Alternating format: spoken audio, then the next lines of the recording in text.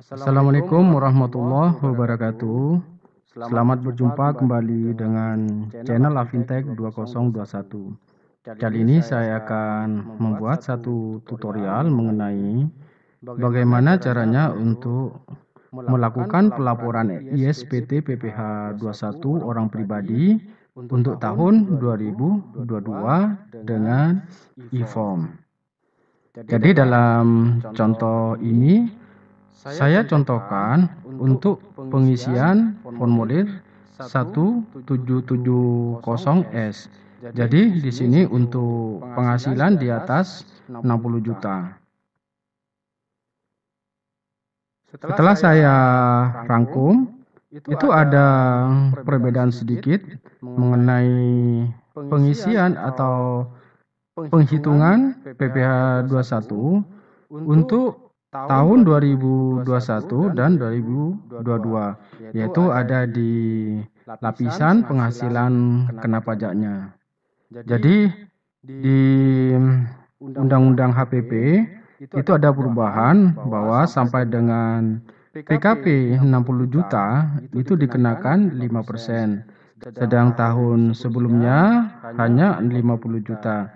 Jadi kita ada saving sebesar 10 juta. Kemudian lapisan kedua otomatis berubah. Jadi di kedua ini 50 sampai 250 dikenakan 15%, sedangkan 60 juta sampai 250 itu dikenakan 15% untuk penerapan Undang-Undang HPP. Dan lapisan ketiga tidak berubah. Sedang keempat ini berubah mengenai lapisan PKP-nya saja. Untuk tahun kemarin itu lebih besar 500 juta ke atas dikenakan 30 juta. Sedangkan untuk sejak 2022 itu 500 juta sampai 5 miliar dikenakan 30%. Dan lapisan terakhir yaitu untuk PKP atau penghasilan kena pajak sebesar 5 miliar ke atas dikenakan 35%. Jadi kalau saya rangkum di sini perubahannya hanya di 60 juta kenakan 5%, sedangkan lebih besar dari 5 miliar dikenakan 35%. Dan setelah saya hitung perubahan peraturan tersebut dalam hal penghitungannya, jadi wajib pajak diuntungkan sebesar 1 juta. Ini adalah perhitungannya. Sebelum mengisi untuk pelaporan ISPT PPh 21 dengan e-form, maka ada beberapa hal atau dokumen serta data yang harus disiapkan. Satu adalah NPWP atau NIK KTP. Jadi NIK ini kalau wajib pajak yang sudah memadankan NIK-nya sebagai NPWP, maka ini wajib nantinya masuk dengan menggunakan NIK. Kemudian EVIN dan password, formulir 1721A1 atau A2 di sini untuk pemerintah. Kemudian yang keempat adalah daftar harta dan hutang. Kemudian yang terakhir adalah kartu keluarga. Karena nantinya setiap anggota keluarga wajib diisi di e-form. Nah, ini sebagai refresh saja untuk formulir A1 1721A1 adalah seperti ini. Ini adalah bentuk formulir 1721A1. Langsung saja masuk ke laman DJP online.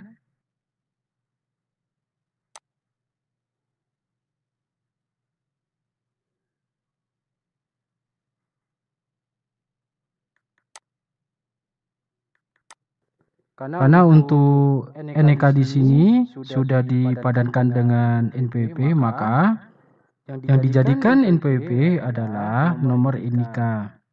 Jadi NIK kata sandinya masukkan kode keamanan sesuai dengan yang sebelah kiri. Kemudian login.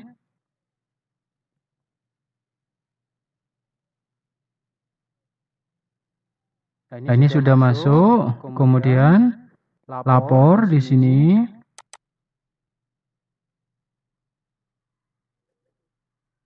Di sini ada dua, e-filing dan e-form. Karena tutorial kali ini menggunakan e-form, maka klik e-form.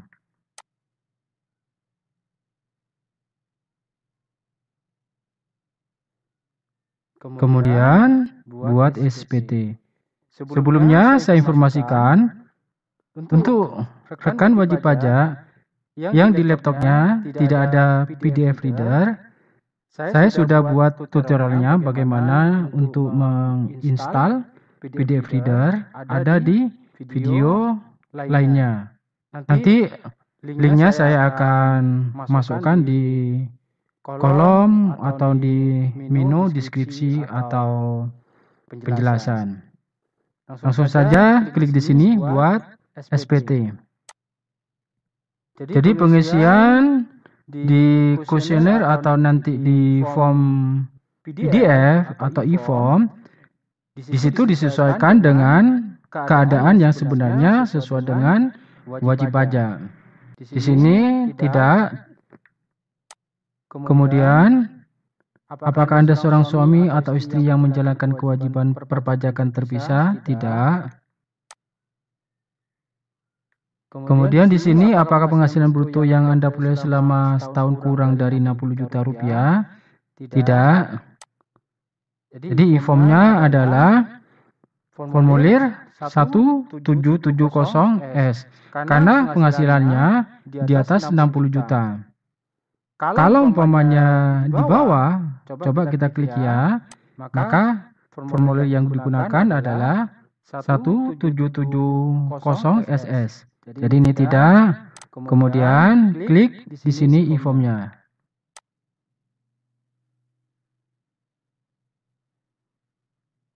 Nah, ini isi tahun pajaknya 2022.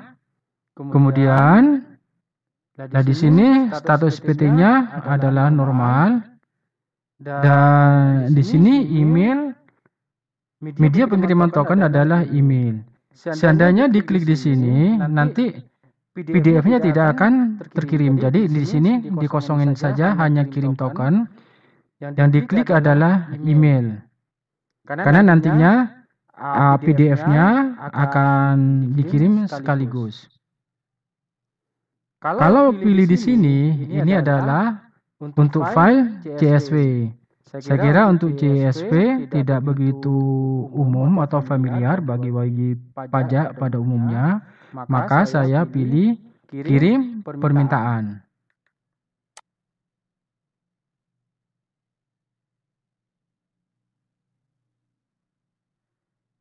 Nah, ini sudah selesai. Kemudian, ini adalah formnya. Jadi form di sini sudah otomatis akan terupload dengan sendirinya untuk NPWP, Now Pajak, sedangkan untuk yang lainnya yang mungkin berubah, itu opsional tetap akan ditampilkan. Artinya, ini adalah untuk wajib pajak yang pernah melaporkan SPT PPh 21 tahun sebelumnya. Jadi data-datanya itu tersimpan dan link ke proses tahun berikutnya atau form berikutnya. Kemudian formnya ini kita simpan. Formnya simpan di sini.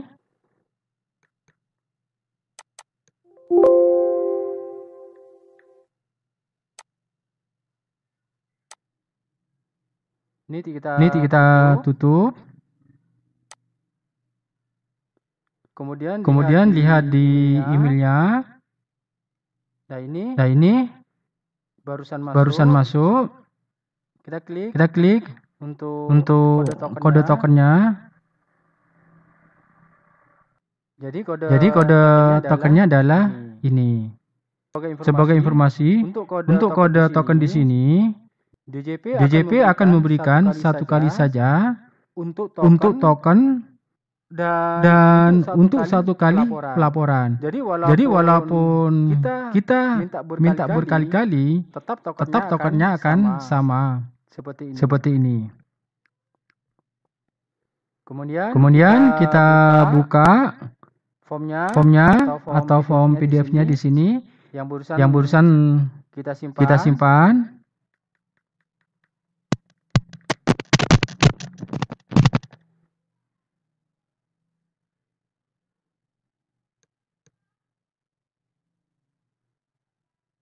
Nah, ini adalah formnya. Perlu saya jelaskan sebelum melanjutkan pengisian bahwa untuk warna di sini, yaitu warna merah, itu harus diisi. Seperti di sini, ini nih adalah harus diisi. Karena kalau tidak diisi, tidak bisa melangkah atau melanjutkan ke proses selanjutnya. Jadi yang selanjutnya ini tidak bisa diklik. Di bagian A di sini, kalau kita punya penghasilan yang dikenakan PPh final dan atau bersifat final, kita masukkan di sini. Pada bagian A di sini, itu untuk penghasilan yang dikenakan PPh final. Jadi misalnya di sini kita ada pendapatan bunga, misalnya katakanlah 1 juta. Maka PPh terhutangnya adalah 200.000.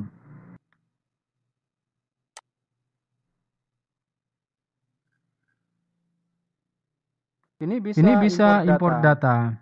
Kalau yang di sini ini adalah data tahun sebelumnya. Makanya kalau pernah melaporkan SPT tahunan tahun sebelumnya, maka di sini akan muncul secara otomatis data di tahun sebelumnya. Jadi di sini kita bisa koreksi kalau ada perubahan.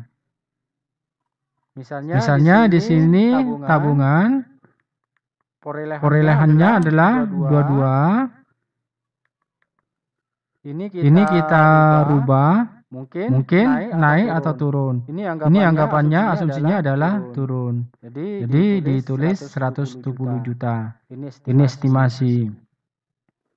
Kemudian untuk sepeda motor, ini tidak perlu dirubah karena di sini sudah menggunakan harga perolehan. Jadi bukan harga pasar. Kecuali kalau harta tersebut terjual, maka di sini dihapus. Ini tanah dan bangunan juga tidak perlu dikoreksi karena di sini pakai harga perolehan. Kemudian mungkin ada tambahan. Asumsinya adalah ada tambahan. Misalnya sepeda motor 42 kodenya.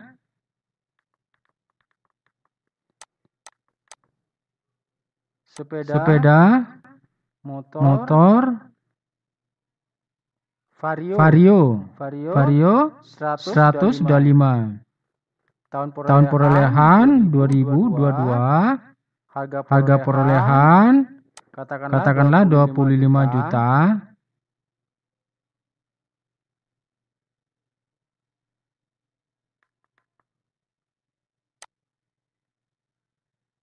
Ini keterangan bebas.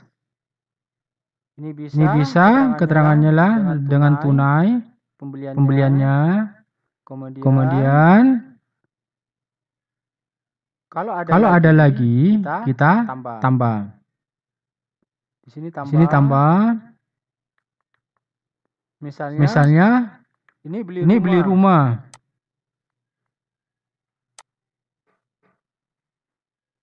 Ini 061 tanah dan bangunan. Karena di sini untuk rumah tinggal. Kemudian nama harta adalah rumah.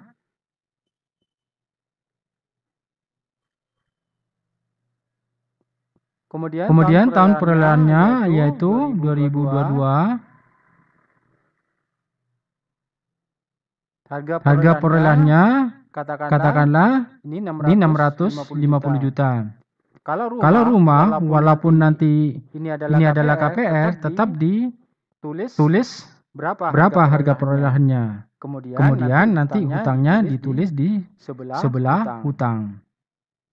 Jadi ini secara KPR. Ini kita enter.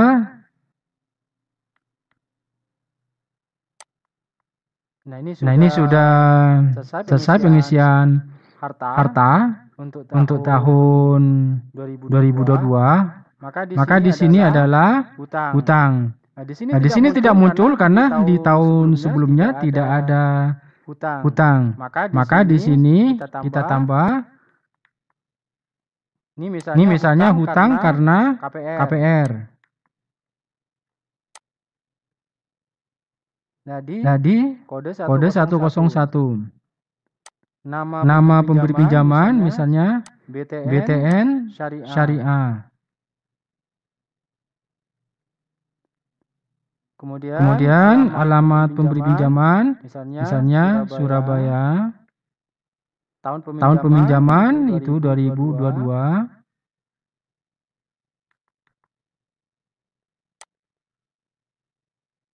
Kemudian jumlah pinjaman karena sudah beberapa kali melakukan cicilan, maka di sini hutangnya menjadi 600 juta. Kemudian ke tahap selanjutnya yaitu NIK.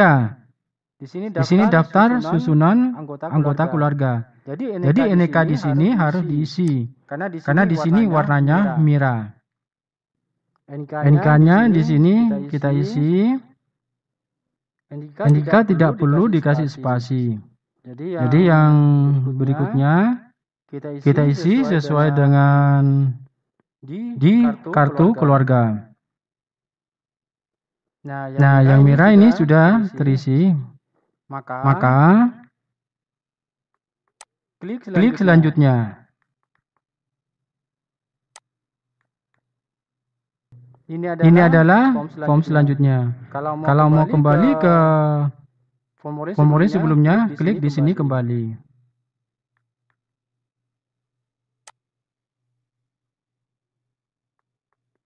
Nah, di sini kita isi untuk daftar pemotongan, pemungutan PPh oleh pihak lain dan PPh yang ditanggung pemerintah. Dalam hal ini kita isi keterangan sesuai dengan perusahaan di mana tempat kita bekerja. Nah, ini sudah kita isi nama pemotong, PWP, dan bukti pemotongan PPh pasal 21 atau A1, kemudian jenis pajak dan jumlah PPh yang dipotong sudah kita isi. Kalau di sini wajib pajak bekerja di 2 perusahaan, maka di sini bisa ditambah lagi. Tapi kalau cuma 1, ya cukup 1 ini saja. Kemudian klik selanjutnya.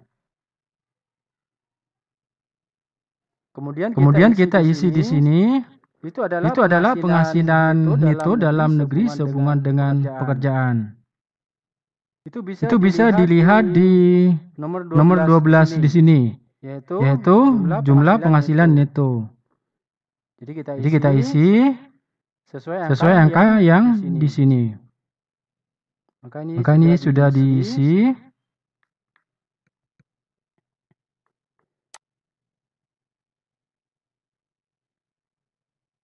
Jangan lupa di sini kita isi sesuai dengan status wajib pajak. Di sini adalah kawin. Kemudian tanggungannya adalah berapa? Di sini maksimal 3. Kalau 0 ya ditulis 0. Tanggungannya di sini adalah 1. Nah, kemudian kita bisa dilihat di sini jadi 0 atau nihil. Ini berarti perhitungan di DJP dengan di A1 adalah sama. Atau dengan kata lain bahwa semua sudah melakukan updating atau terupdate dengan peraturan yang berlaku untuk tahun 2022. Masih ada yang merah, kita klik. Ini kita isi tanggal pelaporan. Tanggal berapa lapornya.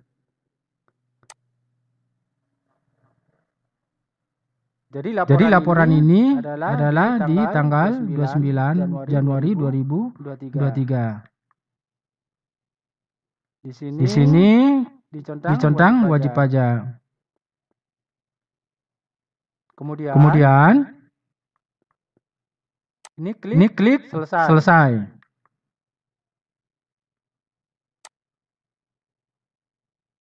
Di sini untuk mengupload dokumen yaitu file berupa PDF, tapi kalau tidak ada ya tidak usah. Maka lanjut di sini kode verifikasi. Nah, ini adalah kode verifikasinya. Kita copy. Kemudian paste di sini dan submit.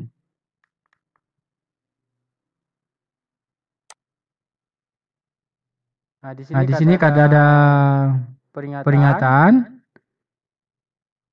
Di sini kalau tidak yakin maka bisa di cancel atau dicek sekali lagi. Karena ini sudah yakin maka di sini allow. Nah, proses sudah selesai. Nah, ini sekarang kita sudah berhasil melaporkan ISPT PPh 21 orang pribadi. Maka klik. Sekarang cek di emailnya. Nah, ini kita sudah dapat email. Ini adalah sebagai bukti bahwa kita sudah melaporkan ISPT PPh 21 untuk tahun 2022. Kita cross check lagi di akun MPP kita di DJP online. Nah, ini kita sudah melaporkan untuk ISPT tahun 2022. Jadi di sini dengan menggunakan e-form. Sedangkan tahun sebelumnya dengan menggunakan e-filing, ini juga e-filing. Saya kira sekian dulu untuk tutorial pembuatan atau pelaporan ISPT PPh 21 tahun 2022 dengan menggunakan e-form. Mudah-mudahan ini bermanfaat bagi kita semua.